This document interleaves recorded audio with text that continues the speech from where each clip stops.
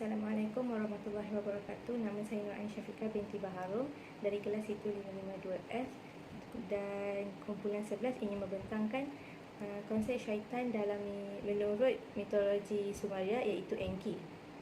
Enki adalah nama dewa dan merupakan tuhan air. Pada zaman Babylon juga dan seangkatan dengannya, ia dikenali sebagai Ea.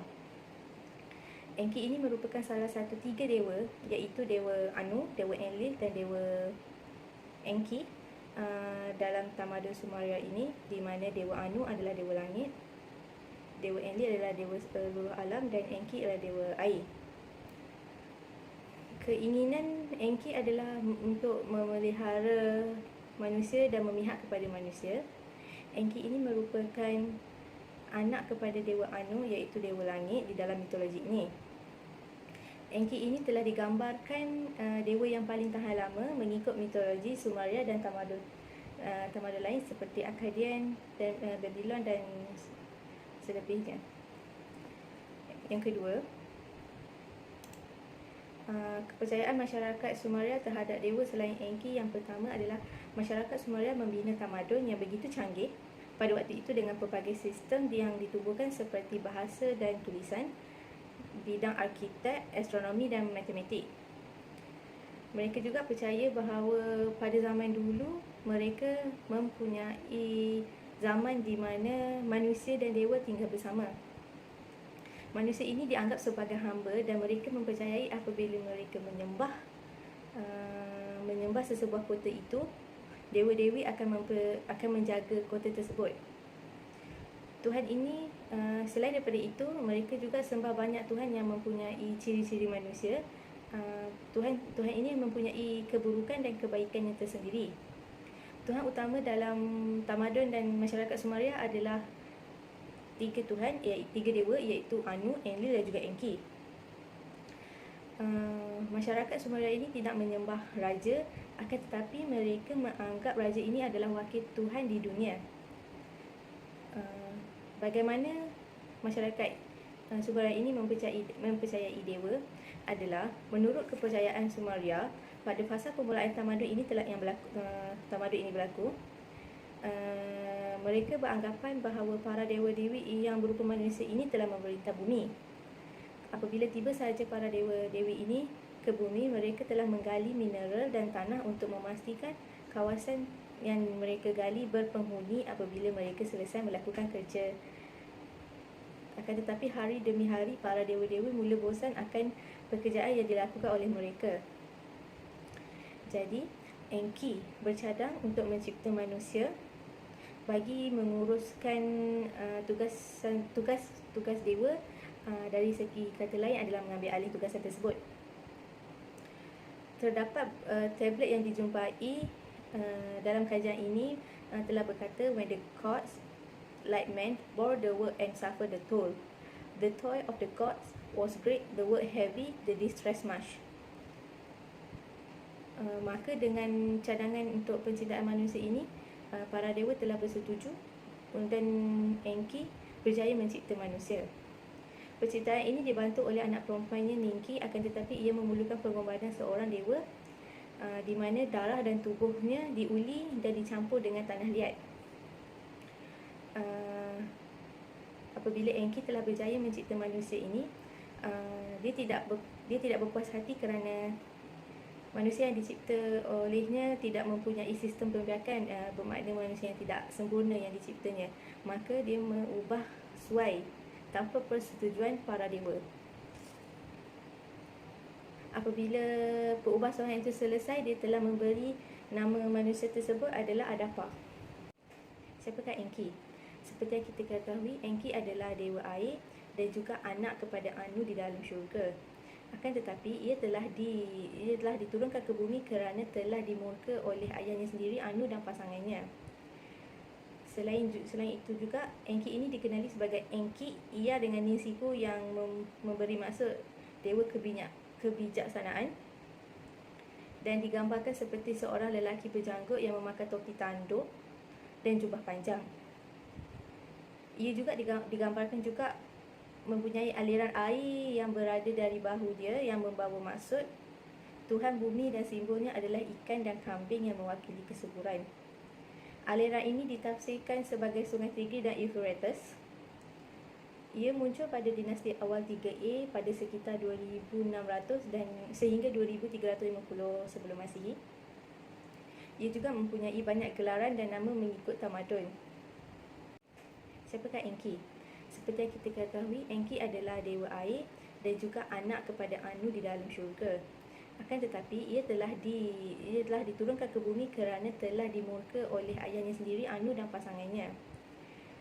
Selain itu juga, Enki ini dikenali sebagai Enki, ia dengan Ninsiku yang memberi maksud dewa kebijaksanaan, dan digambarkan seperti seorang lelaki berjanggut yang memakai topi tanduk dan jubah panjang. Ia juga digambarkan juga mempunyai aliran air yang berada dari bahu dia yang membawa maksud Tuhan bumi dan simbolnya adalah ikan dan kambing yang mewakili kesuburan. Aliran ini ditafsirkan sebagai Sungai Tigris dan Euphrates. Ia muncul pada dinasti awal 3A pada sekitar 2600 dan sehingga 2350 sebelum Masihi. Ia juga mempunyai banyak gelaran dan nama mengikut tamadun. Seterusnya kuasa Enki dan sifatnya. Enki mempunyai pelbagai kebaikan yang dapat diperolehi daripada masyarakat Sumeria. Enki merupakan para dewa yang mencipta manusia pertama bagi menangani masalah para dewa dalam melakukan tugas-tugas di bumi.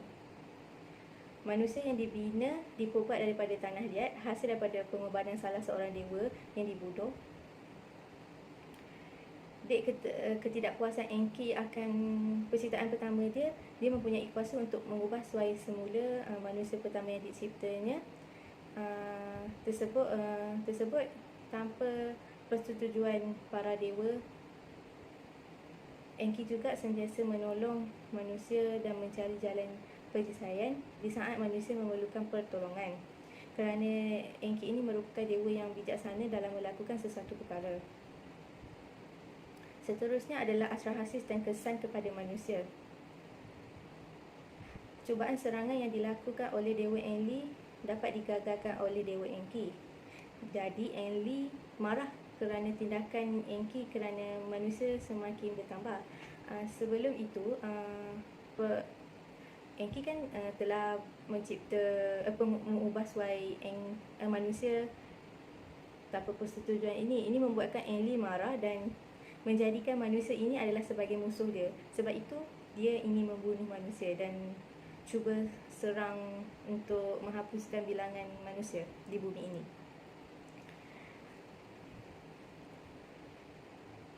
Maka apabila serangan yang telah digagalkan oleh Enki, dia cuba lagi membuat rancangan yang baru dan telah meyakinkan para dewa untuk membiarkan dan tidak memberikan sebarang pertolongan kepada manusia apabila manusia meminta pertolongan daripada para dewa, kerana rancangan Enlil adalah untuk melaksanakan bencana alam, iaitu banjir besar yang boleh membunuh manusia sekaligus dalam satu masa.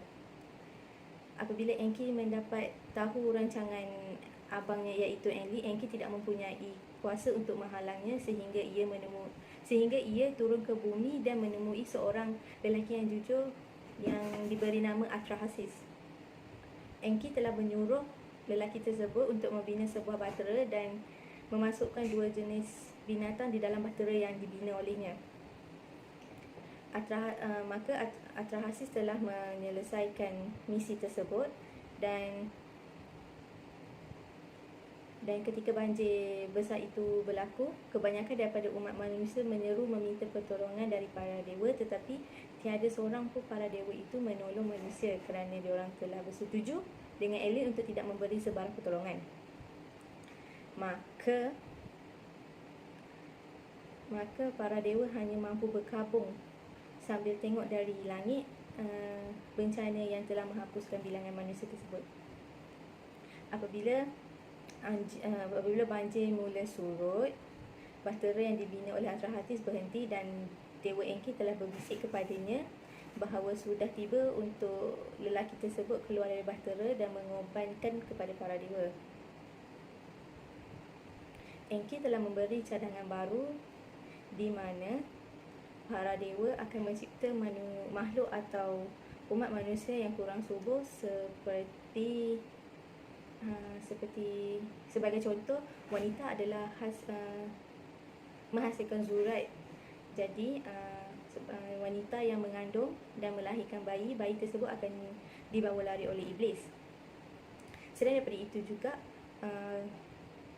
cadangan yang lain adalah menyebabkan wanita itu tidak subur, dan setiap kali wanita itu mengandung, dia akan mengalami keguguran. Tujuan cadangan baru ini dicadangkan kerana ingin memperkecilkan bilangan umat manusia di bumi. Maka Atrahasis ini merupakan manusia yang baik dan terakhir yang dicipta oleh Enki.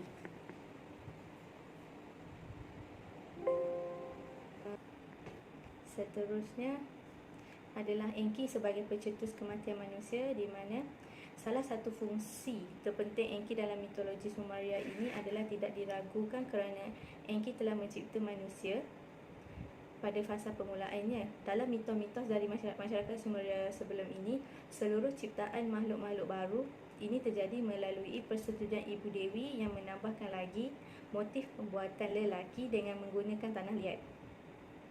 Yang kedua adalah penciptaan dan kelahiran makhluk yang merupakan simbolik yang disebut sebagai pemotongan tali pusat. Tiga adalah ditimpa banjir yang menunjukkan bahawa manusia tidak kekal lama setelah penciptaan awalnya. Keadaan manusia pada zaman Sumeria itu tidak dapat dikawal kerana Enki telah mencipta manusia yang mempunyai sistem pembiakan. Jadi manusia yang kedua yang dicipta olehnya telah melakukan kelahiran manusia yang tidak dapat dikawal. Oleh sebab itu, jalan terbaik adalah untuk menghapuskan manusia menggunakan kaedah pelimpahan air, iaitu banjir besar. Yang keempat adalah, secara mitologinya, kematian bukanlah sesuatu perkara yang tidak dapat dielakkan kerana ia tidak pernah berlaku pada zaman awal terciptanya tamadun. Melalui perairan Bah, para dewa telah memilih untuk bersumpah bahawa satu-satunya manusia yang dapat mencapai kehidupan kekal adalah pahlawan banjir Zeus Sudra yang dicipta oleh Enki sendiri. Bagi Raja Gilgamesh, kehidupan abadi di bumi sudah dilarang, walaupun dewa utama iaitu Dewa An dan Dewa Enlil telah berpihak kepada kehidupan kekal kerana pencapaian Raja Gilgamesh ini adalah agung. Akan tetapi, hanya Enki yang akan menentukan sama ada Raja Gilgamesh ini harus tinggal di syurga atau pergi ke dunia bawah untuk tinggal di antara orang yang mati, iaitu manusia. Dan apabila bumi itu dikena bencana alam, semua para dewa tidak akan menolong raja tersebut kerana ia dianggap manusia. Dalam kisah kematian Gilgamesh ini juga yang dipetik daripada buku Epic of Gilgamesh, ini mempunyai ucapan dan jalan cerita Enki yang menjelaskan bahawa nasib manusia dan kematian di bawah naungan Enki. Seterusnya, Enki adalah syaitan. Seperti yang kita ketahui, Enki adalah dewa air, akan tetapi dia juga boleh menjadi syaitan kerana terdapat beberapa kajian yang dikaji oleh pengkaji untuk mempertikaikan fakta ini, akan tetapi ia mempunyai bukti yang jelas dari batu tanah liat dari tamadun Sumeria. Yang pertama, dikenali sebagai dewa bumi dan air, tetapi simbolnya adalah ular. Dalam bahasa kuno, ular adalah simbol kehidupan, kekuatan hidup, kebijaksanaan dan lain-lain, serta perubatan dan penyembuhan sesuatu wabak penyakit. Ular juga merupakan hubungan pertama dan terkenal yang dapat diperoleh antara Enki dan juga syaitan. Dalam agama Kristian pula, syaitan dikenali dengan ular.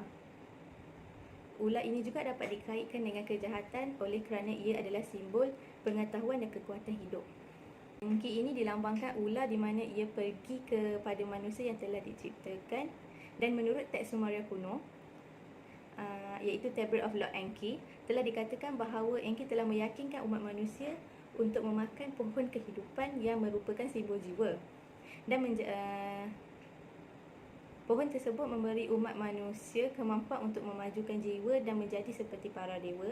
Dan selain daripada itu juga, Enki menyuruh manusia untuk memakan buah yang memberi manusia kemampuan untuk membiak.